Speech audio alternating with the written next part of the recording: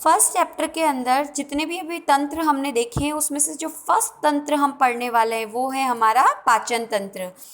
पाचन तंत्र जो है उसकी डेफिनेशन लोग देखेंगे, कौन कौन से पार्ट्स जो हैं उनसे मिलकर हमारे पाचन तंत्र का निर्माण होता है वो हम लोग देखने वाले हैं। तो सबसे पहले पाचन तंत्र की परिभाषा हम लोग निकालते हैं, वो कैसे निकलेगी। सबसे पहले पाचन तंत्र की परिभाषा से समझने से पहले हमें ये समझना है कि पाचन क्या होता है। तो भोजन में उपस्थित वृहद अणु, किसके वृहद अणु, जैसे कि कार्बोहाइड्रेट हो गया, प्रोटीन हो गया, खनिज, यानी ये साइज में कैसे अणु हैं, इस तरीके से बड़े आकार के। कौन, कार्बोहाइड्रेट, वसा, प्रोटीन, ये जो हैं जितने भी हम भोजन किसके लिए करते हैं, इन्हीं पोषक तत्वों को प्राप्त करने के लिए तो करते हैं, ठीक है। अब ये जो है इनका आकार चूंकि बड़ा होता है, इस बड़े आकार के अणुओं को हमारा शरीर इस रूप में अवशोषित नहीं कर पाता। किस रूप में, बड़े आकार में। तो ज़रूरी है कि हम लोग क्या करते हैं, एग्जाम्पल अगर मैं दूं तो आप बड़ी पूरी की पूरी रोटी खा सकते हो कि रोटी को आप टुकड़ों के रूप में खाना इजी रहता है। किस रूप में, पूरी रोटी को या उसके टुकड़े के रूप में, टुकड़ों के रूप में ना। तो सेम वैसे ही है कि हमारा शरीर जो कार्बोहाइड्रेट, प्रोटीन, वसा जो बड़े बड़े अणुओं के रूप में है उसको ले नहीं पाता। तो उसको अवशोषित कब कर पाएगा, जब ये अणु किस रूप में हो जाए, छोटे रूप में चेंज हो जाए। तो रोटी को हम लोग छोटे टुकड़ों में किसकी मदद से तोड़ते हैं, हमारे हाथ की तरफ अंगुली की मदद से तोड़ते हैं।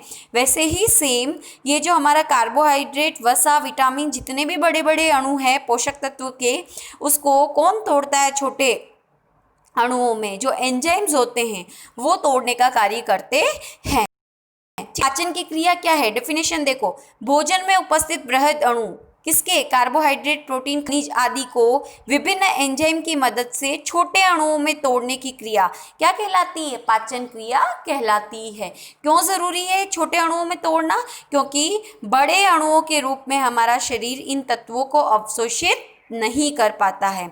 तो तंत्र क्या होता है, अभी हम लोगों ने देखा था कि अंगों का समूह मिलकर किसका निर्माण करता है, तंत्र का। तो अब पाचन तंत्र की क्या डेफिनेशन बनेगी कि ऐसा तंत्र या अंगों का समूह जो भोजन में उपस्थित वृहद अणुओं को विभिन्न एंजाइम की मदद से क्या कर देता है, छोटे अणुओं में तोड़ता है, ठीक है। यानी मुख के अंदर भी जो भोजन है वो क्या करता है, दांतों की मदद से छोटे अणुओं में टूटता है कि नहीं टूटता है, आमाशय भी पचाता है। तो विभिन्न अंग मिलकर एक तंत्र बना रहे हैं जिसको हम क्या कह रहे हैं, पाचन तंत्र, ठीक है। और ये अंग मिलकर क्या काम कर रहे हैं, वृहद अणु यानी बड़े अणुओं को किसमें बदल रहे हैं, छोटे अणुओं में। ध्यान रखना, वृहद का मतलब होता है बड़ा, आकार में बड़ा, ठीक। तो ये पाचन तंत्र की डेफिनेशन हो गई कि तंत्रों का ऐसा समूह जो भोजन में उपस्थित वृहद अणुओं को छोटे में बदल रहा है, किसकी मदद से, विभिन्न एंजाइम की मदद से बदल रहा है। यानी वृहद अणु किस में बदल रहे हैं, छोटे अणुओं में, ठीक है। और कौन बदल रहा है, एंजाइम, ठीक।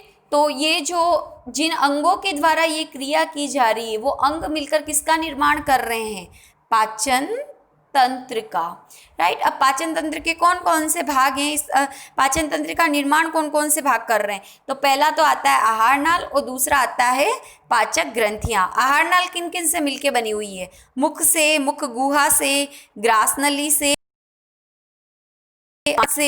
फिर छोटी आंत के 3 पार्ट है, पहला आएगा ग्रहणी, दूसरा हम अग्र शुद्धांत के बारे में पढ़ेंगे, तीसरा शुद्धांत। अग्र शुद्धांत को जेजुनम भी कहते हैं, शुद्धांत को इलियम भी कहा जाता है।